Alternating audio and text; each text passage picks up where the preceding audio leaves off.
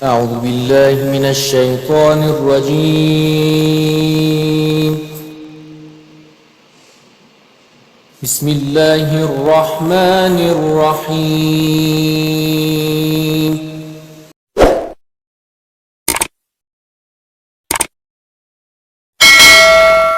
غیرت مند بن. اور یہ غیرت تب آتی ہے جب کم از کم انسان دن میں زیادہ نہیں، علماء کے لیے 200 صفحے، لیکن جو عام لوگ ہیں کم از کم 20 صفحے معرفت النفس کا علم حاصل کریں کہ یہ نفس مجھے گمراہ کیسے کرتا ہے، یہ اللہ اور اہل بیت کے راستے سے مجھے کیسے ہٹاتا ہے، یہ کبھی مجھے غصے میں لاتا ہے. 2 طرح کے لوگ ہیں، کیا حالات تیرے اوپر حاوی ہیں یا تو حالات کے اوپر حاوی ہے. اگر تو حالات پہ کنٹرول کر رہا ہے تو علی والا ہے. حسین بن علی نے حالات پہ کنٹرول کیا، لیکن اگر تو کوفیوں کی طرح حالات میں بہتا ہوا جا رہا ہے کہ مولانا یہ فیشن ہے، مولانا یہ کہا جا رہا ہے، مولانا ٹی وی میں یہ دکھایا جا رہا ہے، لوگ یہ پہن رہے ہیں، اگر تو حالات کے ساتھ جی رہا ہے تو کر رہا ہے، مچھر کی طرح ہے. فرمایا المؤمن کا جبل الراسخ، مومن پہاڑ کی طرح ہوتا ہے، وہ یہ نہیں دیکھتا زمانہ کیا کر رہا ہے، وہ یہ دیکھتا ہے امام زمانہ کیا کہہ رہے ہیں. تو جو خوشنودی امام زمانہ کو دیکھنے، اور جب یہ معرفت تمہارے وجود میں آ گئی تو پھر السلمان منا اہل البیت کی منزل پر تو فائز ہو جائے گا. کب تک اس منبر سے ہم قصے پڑھیں گے کہ سلمان ایسا تھا، مالک ایسا تھا. علماء فرماتے یہ سوچو کیا تمہارے امام زمانہ کو کسی سلمان کی ضرورت نہیں ہے؟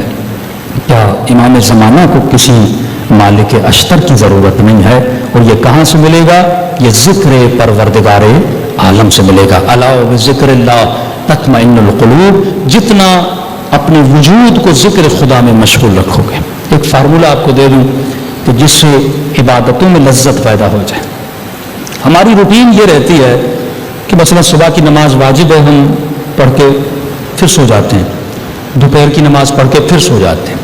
اس طرح لذت نہیں ملتی جب تک آپ ایک ٹائم فکس نہ کریں.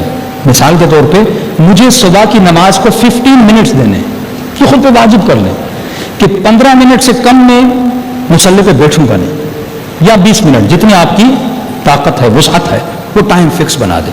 تو آپ دیکھیں گے اب آپ نے ذہن بنا لیا، ایک گول بنا لیا کہ مجھے صبح 20 منٹ مصلی پہ بیٹھنا ہے. اب جب 20 منٹ جب آپ گزاریں گے تو تقریباً 4-5 دنوں کے بعد آپ کو اس 20 منٹ میں کیا ملے گا؟ سکون ملے گا. اس کی وجہ ہے، وجہ یہ ہے کہ مثال کے طور پر اگر میں جلدی میں نماز پڑھتا ہوں تو ذہن میں یہ ہوتا ہے جلدی پڑھ کے سو جاؤں، جلدی پڑھ کے آفس نکل جاؤں، جلدی پڑھ کے فلاں کام کر دوں، تو وہ نماز میں خیال رہتا نہیں ہے. لیکن جب آپ نے پہلے سے پری پلان کر لیا کہ مجھے 15 منٹ 20 منٹ مصلی پہ بیٹھنا ہی بیٹھنا ہے، تو اب ذہن میں یہ خیال نہیں آیا مجھے سونا ہے. اس کا ذہن بن چکا ہے کہ مجھے صبح کی نماز 15 منٹ پڑھنی ہے، اس کے بعد زیارت عاشورہ پڑھنی ہے، دعائے القمہ پڑھنی ہے، اللہ کے ساتھ راز و نیاز کرنا ہے، پھر خدا وہ مقام عطا کرتا ہے. ایران کے بہت بڑے عالم، شیراز کے رہنے والے، کہتے ہیں وہ اپنی محفلوں میں ایک بحث چل پڑی.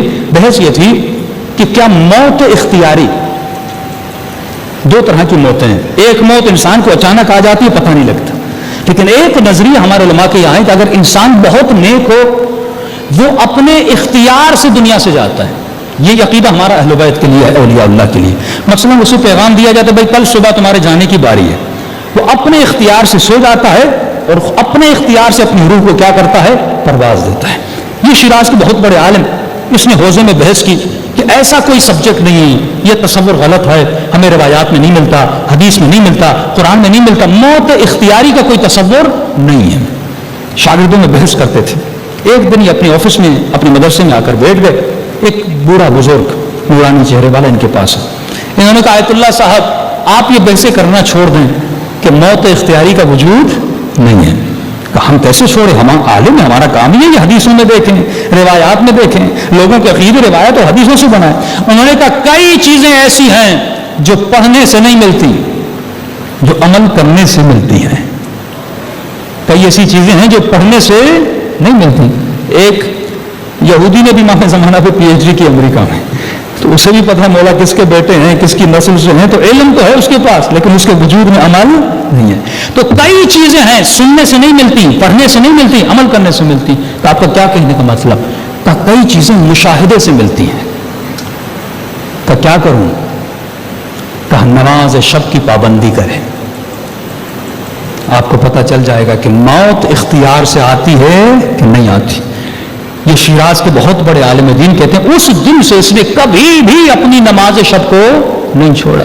تو نماز شب کے لیے آپ کو ٹائم نکالنا پڑتا ہے، آدھا گھنٹہ 25 منٹ آپ کو نکالنا پڑتا ہے، اور وہ ٹائم جب آپ نکالتے ہیں کیونکہ وہ واجب نہیں ہے، اس کا مطلب آپ ایکسٹرا آرڈنری خدا کی معرفت کے حصول کے لیے 2 قدم آگے بڑھا رہے ہیں۔ اور فرماتے جتنے بھی علماء اور عرفاء تھے اگر کسی مقام پر پہنچے تو نماز شب کی وجہ سے، جس نے نماز شب نہیں پڑھی اسے کوئی مقام نہیں ملا۔ اب اس کے شاگرد کیا بیان فرماتے ہیں کہ اپنی پوری زندگی یہ درس دیتے رہے کہ موت اختیاری کا وجود نہیں ہے۔